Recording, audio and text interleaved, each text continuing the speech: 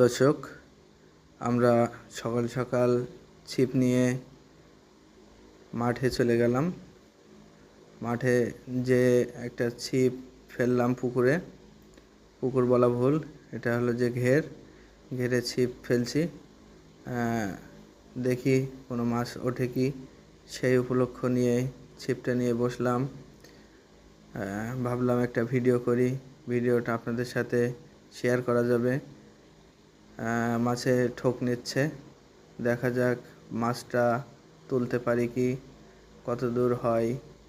যে ছিপ নিয়ে বসে আছি ঘেরে, মাছ উঠে গেছে, মাছ উঠে গেছে অবশেষে, কিন্তু মাছটা হলো যে ছোট, এই কারণে মাছটা নেব না, যে ছোট মাছটা ছেড়ে দিচ্ছি। পরবর্তীতে কোনো বড় যদি মাছ ওঠে সেক্ষেত্রে তখন আবার নেব। যেহেতু এখানে মাছ ধরছি, ছোট মাছের চলে আসছে, তো এখন ছোট মাছ তো এখানে ফেললে তো আবারও ছিপ খাবে, এই জন্য একটু দূরে ফেলে দেওয়ার চেষ্টা চলছে। এই যে হলো ছিপ নিয়ে বসে আছি।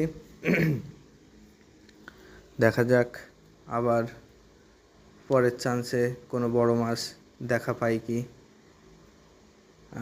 আবারও ছিপ ফেলা হয়েছে, দেখি এখন কত দূর বড় মাছের দেখা মেলে কি। এখানে একটা মাছের ওজন 4 থেকে 5 কেজি করে হবে। সে মাছগুলো ছিপে খুবই কম আসে, যখন জাল টানা হয় তখন হলো যে আপনার মাছগুলো ভালো ধরা পড়ে তখন। এখন চেষ্টা চলছে, তারপরেও যে আমরা হাল ছাড়তেছি না, যে একটা বড় মাছ যদি বেঁধে যায় সেই হিসাবে বসছি। অবশেষে আমাদের সাথেই থাকুন, দেখি যে শেষ পর্যন্ত আপনাদের ভালো কিছু দেখাইতে পারি কি। সব সাথে থাকবেন, পাশে থাকবেন, ফলো দেবেন, সাবস্ক্রাইব করবেন, তাহলে এরকম যে গ্রামে বিলের ভিতরে ঘেরে মাছ ধরার উপভোগটা আপনারাও হয়তো উপলব্ধি করতে পারবেন। যাই হোক,